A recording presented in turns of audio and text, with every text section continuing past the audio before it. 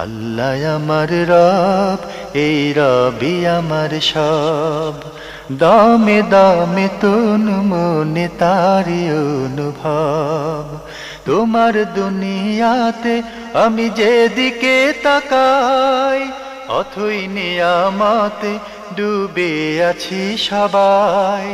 পাক পাখালির গানে শুনে তসবিহ কালো রব, তসবিহ কালো রব। আল্লাহ আমার রব, এই রবি আসসালামু আমার আলাইকুম। সব। আলহামদুলিল্লাহ, আসসালাতু ওয়াসসালামু আলা রাসূলিল্লাহ।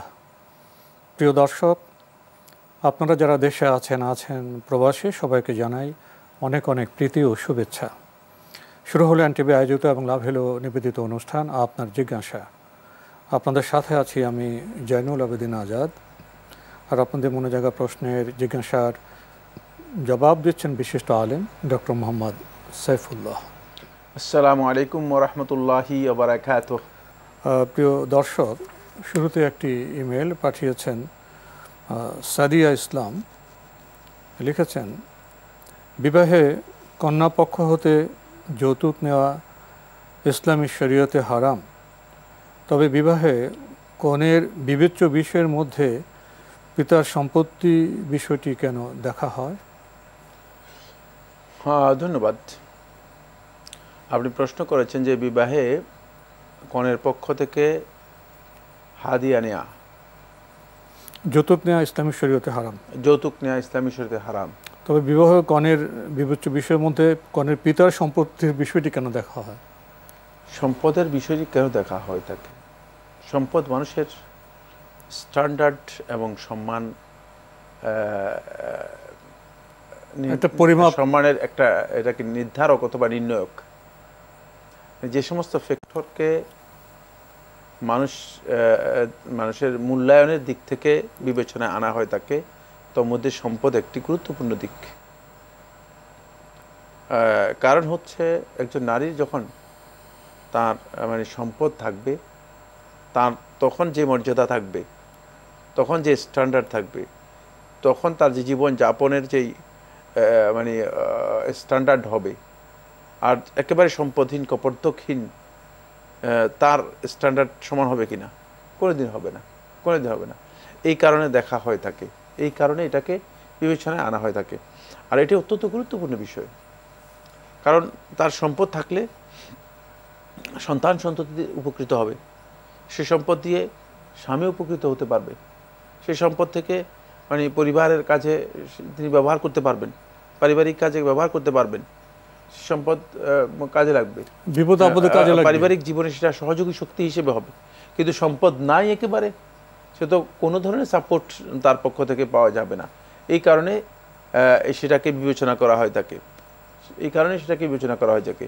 এই জন্য নয় যে যৌতুকের জন্য এই বিবেচনা করা হচ্ছে। যৌতুক আর পিতার সম্পত্তি তো এক জিনিস, সম্পদ এক জিনিস নয়। জি, অবশ্যই যার কাছে সম্পদ আছে তার স্ট্যান্ডার্ড এবং মান অনেক উপরে, যার কাছে সম্পদ নেই তার চেয়ে কোনো সন্দেহ নেই। আমরা জানলাম বিষয়টি সম্পর্কে। প্রিয় দর্শক আরও লিখেছেন, দিনই সঠিক জ্ঞান নেই বা কিছুটা জানলেও আমল করে না এমন পাত্র বা পাত্রীকে বিবাহ করা সম্পর্কে শরীয়তের বিধান কি? দিনের সঠিক জ্ঞান নেই অথবা আমল করে না এমন মেয়ে বা ছেলে বিবাহ হারাম, এটা নিষিদ্ধ, কেউ বলা যায় বৈধ নয়। কিন্তু যদি সলাত আদায় না করে থাকে তাহলে এক্ষেত্রে বিবেচনা করতে হবে। কোনো একজন পুরুষ সলাত আদায় করে থাকেন, যে নারী সলাত আদায় করে না তাকে বিবাহ করবে না। কোনো একজন পুরুষ সলাত আদায় করে না, নারী সলাত আদায় করে থাকে, ওই নারী ওই পুরুষের সাথে বিবাহ হবে না। সলাত হচ্ছে ইসলামের মৌলিক বিষয়। ইসলামের মুসলিম পরিচয়ের জন্য, মুসলিম পরিচয়টাকে সত্যিকারভাবে এটাকে প্রমাণ করার জন্য, মুসলিম প্রমাণ করতে হলে মুসলিম পরিচয় অবশ্যই সালাত আদায় করতে হবে। ইসলাম এবং কুফরের মধ্যে পার্থক্য তো সালাত। এই কারণেই যেহেতু ইসলাম কুফর এবং শিরকের মধ্যে পার্থক্য হচ্ছে সালাত, এই কারণেই সেখানে সালাত যদি না থাকে তাহলে এক্ষেত্রে বিবাহ বৈধ হবে না। আর কিন্তু সালাত আদায় করে থেকে দিনের হয়তো জ্ঞানের অভাব আছে, ঘাটতি আছে, সেক্ষেত্রে বিবাহ বৈধ হতে পারে, বিবাহ বৈধ হতে পারে। তবে অবশ্যই খেয়াল রাখতে হবে যে যেই অভাব আছে সে অভাব কোন পর্যায়ের। কারণ এমন পর্যায়ে যে ইসলাম সম্পর্কে কোনো কিছুই জানে না, মৌলিক জ্ঞানে নেই, তাহলে তার বিবাহের বিষয়টি, যার কাছে ইসলাম সম্পর্কে জ্ঞান আছে তিনি সেক্ষেত্রে এই জায়গায় বিয়ে করবেন না। কারণ তিনি খেয়াল রাখবেন যে একজন দিনদার, দিন জানেন, দিনের উপর আমল করেন, তার মর্যাদা আর যে দিন সম্পর্কে জানেই না তার মর্যাদা সমান হবে না। ফদ ফর বেজাতি দিনই তারিবাত ইয়াদাক, রাসূলুল্লাহ সাল্লাল্লাহু আলাইহি ওয়াসাল্লাম বলেছেন যে দিন দাড়ি যার মধ্যে আছে এমন নারীকে বিয়ে করে তুমি ফদ ফর বিজয়ী হও। জফর শব্দ অনেক বড় কথা, এর মাধ্যমে তুমি বিজয়ী হও, জয়লাভ করো, বুঝতে পেরেছেন, সৌভাগ্যবান হও। এই দুটি অর্থ আছে, একটা হচ্ছে বিজয় হও, একটা সৌভাগ্যবান হও। তাহলে বোঝা যাচ্ছে যে বরকত পাবেন না, বরকত পাবেন না, পরাজিত হয়ে যাবেন, দুইটাই এর মধ্যে বাড়ি। শুধু প্রশ্ন হবে সংসারে শান্তি নেই কেন, পরবর্তীতে এই সমস্যা হবে। এই কারণেই নাজায়েজ না হলেও উত্তম নেই, হ্যাঁ, কোনো সন্দেহ নেই, কোনো বিষয়ে নাজায়েজ যখন আমরা নাজায়েজ নয় এটা বলছি যে নাজায়েজ নয় মানে জায়েজ এটা বোঝাচ্ছি, কিন্তু খেয়াল রাখতে হবে যে আমরা এখানে কোনটি উত্তম কাজ, কোনটি ভালো কাজ, সেটা আমরা করার জন্য চেষ্টা করব। অন্যথায় আপনি সৌভাগ্যবান হবেন না, পরাজিত হবেন, বিজয়ী হতে পারবেন না। আমরা খুবই গুরুত্বপূর্ণ বিষয়ে অবগত হলাম। প্রিয় দর্শক, আমাদের হাতে আরও একটি ইমেইল পাঠিয়েছেন আনোয়ার হোসেন কুমিল্লা থেকে। আগের ইমেল আপনার একটি প্রশ্ন রয়ে গিয়েছিল, আপনি লিখেছেন ঈদে মিলাদুন্নবীর দিনে যদি কেউ ইসলামের শরীয়ত মোতাবেক বিবাহ করে এতে কি কোনো গুনাহ হবে? না, বিবাহ তো জায়েজ, এই দিনে বিবাহ হারাম। প্রথম লিখছে যে ঈদে মিলাদুন্নবীর দিনে, না, এটা এরকম কোনো দিন তো আমাদের জানা নেই। এটা কোন দিন ঈদে মিলাদুন্নবীর দিন আমার জানা নেই। কারণ নবী সাল্লাল্লাহু আলাইহি ওয়াসাল্লামের জন্ম তারিখ নিয়ে আলেমদের মধ্যে ইখতিলাফ রয়েছে। এটি নির্দিষ্ট মানে এত তারিখ নির্ধারণ করা বৈধ নয়। কারণ কেউ কেউ 9 তারিখ বলেছেন, কেউ কেউ 8 তারিখ বলেছেন, কেউ কেউ 3 তারিখ বলেছেন, কেউ কেউ আরও কথা বলেছেন, কেউ কেউ 12 তারিখ বলেছেন। তবে মশহুর প্রসিদ্ধ যে রেওয়াজ সেটা হচ্ছে 12 তারিখ, 12ই রবিউল আউয়াল। মানে এটা মৌখিকভাবে প্রসিদ্ধি লাভ করেছে, কিন্তু ঐতিহাসিকভাবে প্রসিদ্ধি লাভ করেনি। তো মৌখিক প্রসিদ্ধি হলেও আমরা এটাকে প্রসিদ্ধ ধরে নিচ্ছি, কিন্তু এটা নিশ্চিত নয়। সুতরাং একথা বলার সুযোগ নেই যে নবী সাল্লাল্লাহু আলাইহি ওয়াসাল্লাম রবিউল আউয়ালের 12 তারিখই জন্মগ্রহণ করেছেন, এই কথা বলার সুস্পষ্ট সুযোগ নেই, যেহেতু ঐতিহাসিকভাবে এই বিষয়টি প্রমাণিত হয়নি। বাকি রয়ে গেল এখানে রবিউল আউয়ালের 12 তারিখ রাসূলুল্লাহ সাল্লাল্লাহু আলাইহি ওয়াসাল্লাম ইন্তেকাল হয়েছে, এই ব্যাপারে কোনো ইখতিলাফ নেই, এ ব্যাপারে কোনো দ্বিমত নেই। সবাই একথা ঐকমত্যে বলেছেন যে রাসূলুল্লাহ সাল্লাল্লাহু আলাইহি ওয়াসাল্লাম রবিউল আউয়ালের 12 তারিখ মৃত্যু হয়েছে। সুতরাং কোনটাকে ঈদ বলবেন আর কোনটাকে বিপদ বলবেন সেটা তো আপনাকে জানতে হবে। নবী সাল্লাল্লাহু আলাইহি ওয়াসাল্লামের তিরোধান মৃত্যু এটা উম্মার জন্য একটা বড় মানে দুঃসংবাদ, বড় দুঃখের বিষয়, বড় পরিতাপের বিষয়, কারণ বড় বেদনাদায়ক একটি ঘটনা। নবী সাল্লাল্লাহু আলাইহি ওয়াসাল্লাম চলে গিয়েছেন পৃথিবী থেকে, পরে সাহাবায়ে কেরামগণ এই বেদনা বহিঃপ্রকাশ করেছেন, প্রমাণিত হয়েছে। সাহাবায়ে কেরাম বলছে যে ইন্নামা হুয়া ইয়াউমুদ্দুলাম, এটি হচ্ছে অন্ধকার দিন, মানে আমাদের জন্য অন্ধকার দিন হিসেবে এটি এসেছে। রাসূল সাল্লাল্লাহু আলাইহি ওয়াসাল্লাম চলে গিয়েছেন, মুসিবতের দিন, আপনি অন্ধকার দিন বলেছেন, মুসিবতের দিন বলেছেন। তো এটাকে কিভাবে ঈদের দিনে রূপান্তরিত করেছে? যারা রূপান্তরিত করেছে রাফেজি বাতিনি সম্প্রদায়, তারা মুসলিম পরিচয় দিত, আসলে মুসলিম ছিল না। খুব ভালো করে খেয়াল করুন, এই জন্য যারা এই কাজগুলো করছেন তারা আসলে কি ইসলাম নিজেদেরকে মুসলিম কিনা সেটাও নিজেদেরকে বিবেচনায় আনতে হবে। আমরা জানলাম বিষয়টি সম্পর্কে। প্রিয় দর্শক, আমাদের হাতে আরও একটি ইমেল পাঠিয়েছেন আব্দুল হান্নান বাহরাইন থেকে। লিখেছেন 23 নম্বর সূরা মুমিনুনের 2 নম্বর আয়াতে আল্লাহ বলেছেন বিনয়ের সাথে সালাত আদায় করতে, এবং 9 নম্বর আয়াতে বলেছেন সালাত হেফাজত করতে। কোনো কোনো আলেম সালাত হেফাজত করা বলতে সময় মতো সালাত আদায় করাকে বুঝিয়েছেন, কিন্তু সালাত হেফাজত করার অর্থ তো ওই একটা হতে পারে না, আরও অনেক বিষয় থাকতে পারে।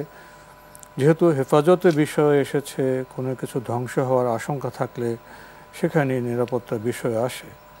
প্রশ্ন হলো, আর কী কারণে সালাতের মতো গুরুত্বপূর্ণ আমল ধ্বংস হতে পারে, আর তা থেকে আমরা কিভাবে সালাত হেফাজত করতে পারি? এবং সূরা ফজরের মধ্যে আল্লাহ বলেছেন 10 রাতের কসম, যা জোর ও বেজোর। এই 10 রাতের বিষয়ে কোনো আলেম জিলহজ মাসের প্রথম 10 দিন বলে থাকেন, কিন্তু জিলহজ মাসের 10 তারিখে তো ঈদুল আজহা, তার মানে তার আগে আছে 9 দিন 9 রাত। 10 রাত নেই ঈদুল আজহার আগে। কেউ কেউ বলেন ওই 10 রাত হলো রমজানের শেষ 10 রাত। প্রশ্ন হলো কোনটা সঠিক হবে, জিলহজ মাসের প্রথম 9 দিন নাকি রমজান মাসের শেষ 10 রাত, যেহেতু সূরা ফজরের মধ্যে 10 রাতের বিষয় রয়েছে।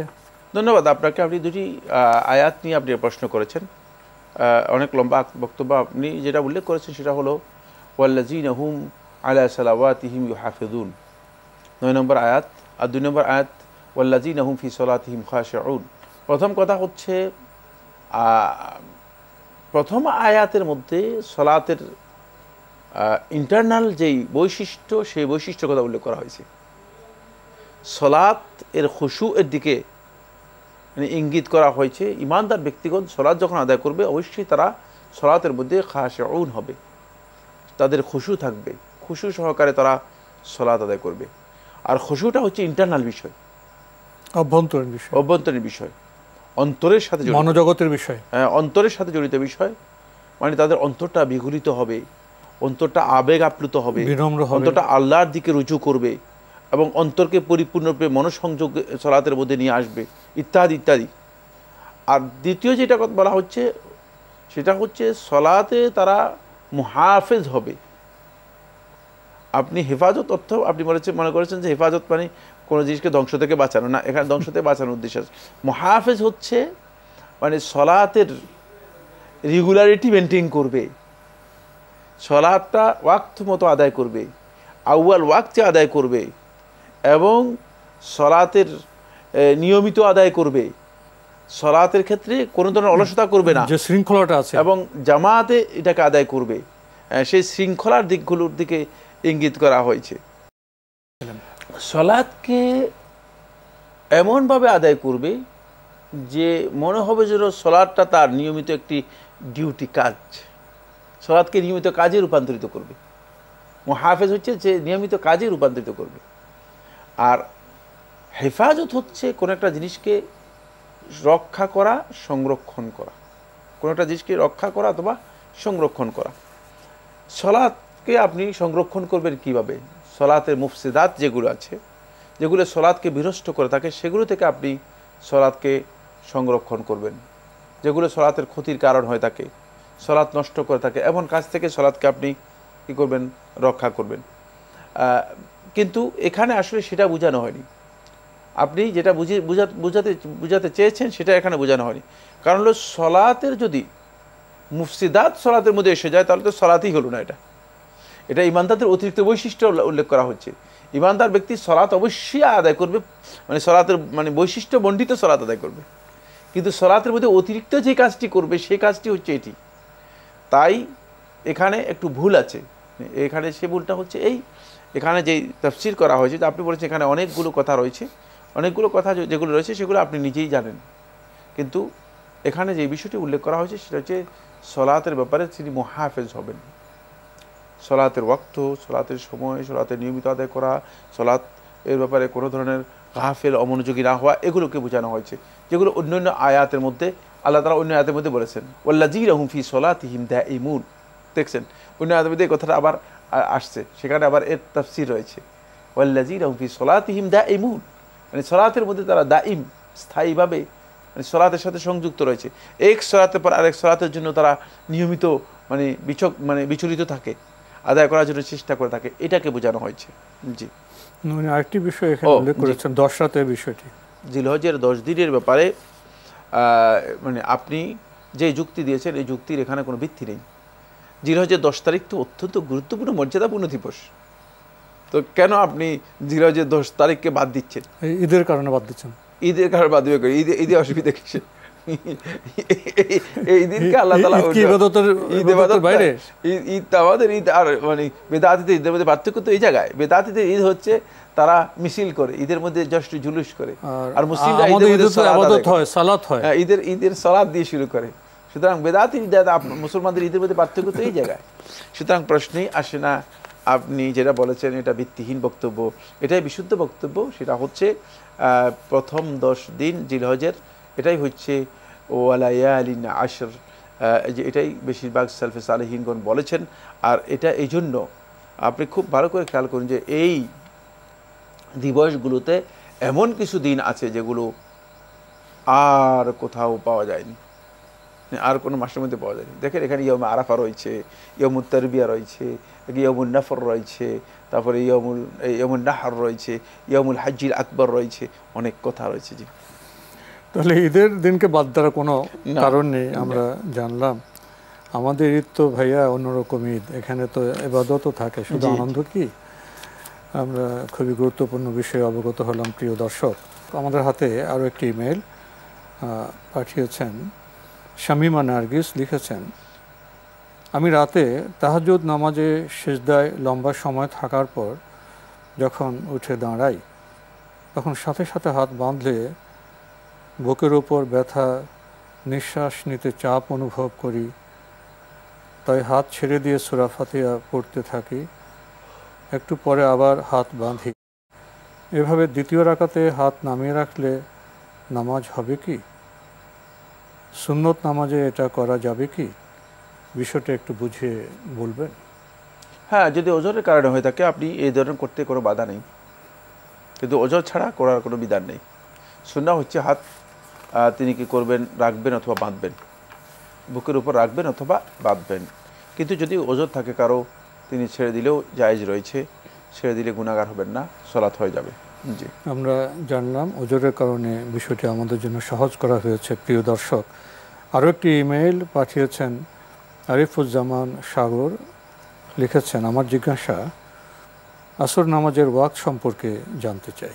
আসরের ওয়াক্ত হচ্ছে কোনো একটা বস্তুর ছায়া যখন তার সমপরিমাণ হয়ে যাবে পরিপূর্ণরূপে, তার যেই আসলি ছায়া আছে, আসলি ছায়া বলতে বোঝায় মানে সূর্য মধ্যাকাশে আসার পর তার একটা ব্যক্তি মানে মৌলিক ছায়া থাকে, এই ছায়াটা মূল ছায়া, যেটা মানে মূল ছায়াটা বাদ দিয়ে ওই বস্তুর সমপরিমাণ যখন এক পরিমাণ হয়ে যাবে, মানে ওই বস্তুর সমপরিমাণ যখন ছায়া হয়ে যাবে, তখন আসরের ওয়াক্ত দাখিল হয়ে যাবে।